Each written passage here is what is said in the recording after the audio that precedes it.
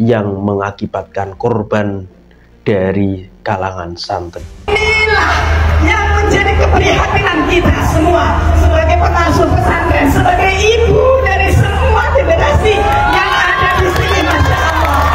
Assalamualaikum warahmatullahi wabarakatuh. Berjumpa lagi kita di channel Zakat 7, saudara sebangsa dan setanah air. Sebagaimana berita yang sedang beredar di kalangan santri, yakni adalah suatu perilaku penusukan dan kekerasan kriminalitas yang menimpa dua santri dari Pondok Pesantren Krapyak, Yogyakarta.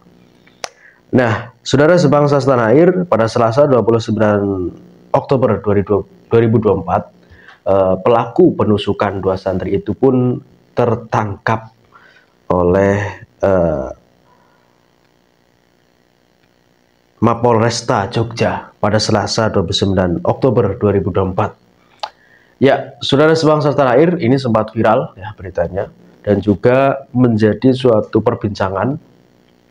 Dan sebelumnya juga ada beberapa aksi demo yang begitu besar, yakni itu aliansi santri-santri Yogyakarta yang menuntut, mendesak daripada pihak kepolisian untuk segera menangkap pelaku penusukan dan kriminalitas yang mengakibatkan korban dari kalangan santri. Ya, jadi saudara sebangsa tanah air, kronologinya kurang lebih adalah ketika santri itu sekitar pada jam 9 itu mampir, sebelum dia ke pondok pesantren, dia mampir dulu ke warung sate untuk makan. Nah, tiba-tiba ada sekelompokan orang yang langsung menyerang mereka. Itu lebih dari 5. Nah, ini betul ya, yang ketangkep ini adalah 7 pelaku. Gercep dalam menangkap pelaku. Ya, polisi menangkap 7 pelaku penusukan dan penganiayaan santri Krapyak di perempatan Jalan Parangtritis Prawirotaman, Prontokusumo, Kota Jogja. Aditya menyebutkan 7 pelaku diamankan polisi pada 29 Oktober 2024. Berdasarkan alat bukti dan saksi-saksi, kami masih mendalami peran masing-masing pelaku, dan apabila nanti dari hasil pendalaman ditemukan pelaku lain akan kita tangkap, jelasnya. Aditya mengungkapkan dari 7 pelaku yang diamankan ada 1 tersangka yang disinyalir menjadi provokator.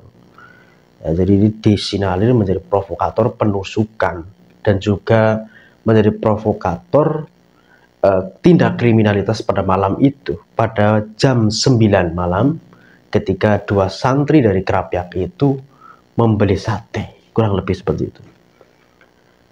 Ya, saudara sebangsa tanah air, alhamdulillah 7 pelaku penusukan terhadap santri Krapyak Yogyakarta ini sudah ditangkap pada 29 Oktober 2024. Ya, kita patut bersyukur walaupun sebelumnya ada demo besar-besaran, yaitu sebagai bentuk penyuaraan dan agar pihak kepolisian bertindak secepat-cepat mungkin, secepat-cepatnya, bertindak setegas-tegasnya dan bertindak seadil-adilnya untuk menangkap daripada pelaku yang ada. Nah, saudara sebangsa dan setanah air, pengalaman saya juga, saya pernah menjadi santri di daerah Yogyakarta. Tahunnya saya lupa ya. Memang saya sering keluar malam itu di angkringan. Pada waktu itu memang tidak ada apa-apa, aman biasa ya. Bahkan jam 9 saja aman. Jam 10-an juga aman. Itu aman-aman saja, tidak ada hal apapun. Namun mendengar berita ini ya, kita juga bertanya-tanya, memang tidak aman ya. Jogja sekarang ini memang tidak aman. Banyak sekali oknum-oknum yang ya terutama gelidih ya. Gelidih, istilah Jogjanya kan ada itu, gelidih. Itu juga mewarnai kekerasan di Yogyakarta. Belum lagi ini ada kasus terbaru, yaitu penusukan santri, di mana terduga pelaku itu dalam kondisi meminum minuman keras ya. Meminum minuman keras.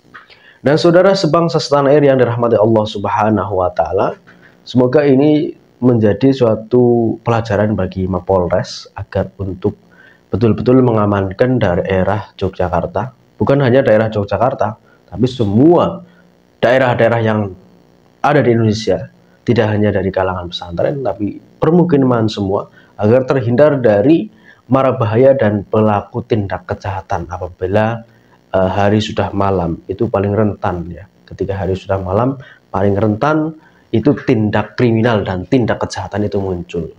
Saudara sebangsa dan setanah air, kemudian terkait suatu demo besar-besaran yang dilakukan oleh para santri Yogyakarta dan juga para pengurus Gerakan Pemuda Ansor, Fatayat, dan Banom-Banom NU, kita apresiasi sebagai suatu tindakan kepedulian dan ketegasan yang luar biasa dalam mendesak ya, pihak berwajib untuk segera menangkap pelaku dan mengadili seadil-adilnya.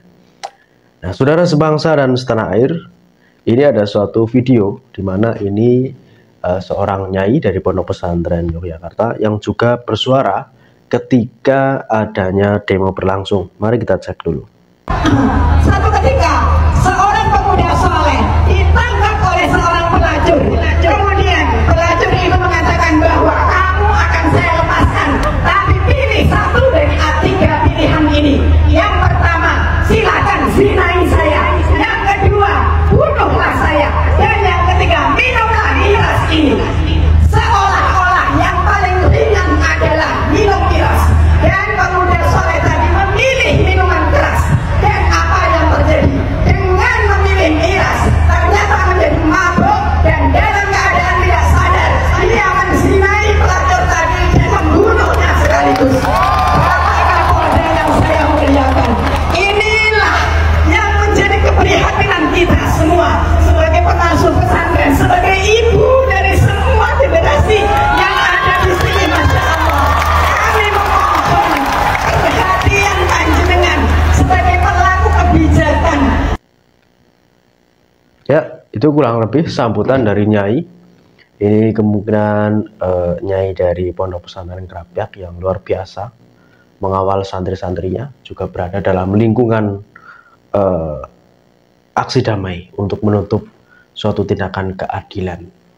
Nah, saudara sebangsa dan setanah air, tentunya ini sebuah kesan penting berharga bagi kita ya, untuk melakukan sekuat-kuatnya upaya menghindari, upaya untuk benar-benar menindak tegas kepada siapapun yang mengedarkan minuman keras, siapapun yang melakukan tindak kejahatan, minuman keras, dan lain sebagainya, agar untuk bertaubat dan juga agar untuk benar-benar kembali ke jalan yang benar.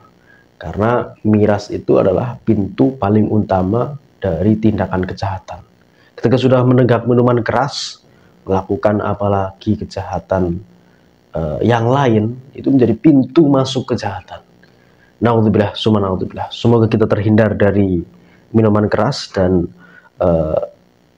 santri yang menjadi korban itu disembuhkan oleh Allah Subhanahu wa Ta'ala dan kembali beraktivitas, kembali mengaji. Ini kabarnya juga santri ini adalah pengurus pondok pesantren. Ya, ketika pengurus itu keluar pada jam 9-an ya mesti operasi lah. Siapa tahu ada adik kelasnya atau ada anak-anak dari pondok situ yang masih keluyuran. Itu biasa itu di kalangan pesantren. Saya juga pernah mengalami. Itu suatu operasi kepengurusan. Pengurus biasanya operasi ke sana ke sini, membeli apa, tapi ya operasi mencari santri. Siapa tahu ada cari santri yang mungkin keluar mau pulang, itu seperti itu. Itu menurut saya wajar-wajar saja keluar jam-jam seperti itu. Dan ini adalah satu panggilan kepada pihak Kapolres, kepada lembaga yang terkait untuk mengamankan pada waktu-waktu itu, mengamankan daripada semua jalan-jalan yang berpotensi ada tindakan kejahatan. Terima kasih. Assalamualaikum warahmatullahi wabarakatuh.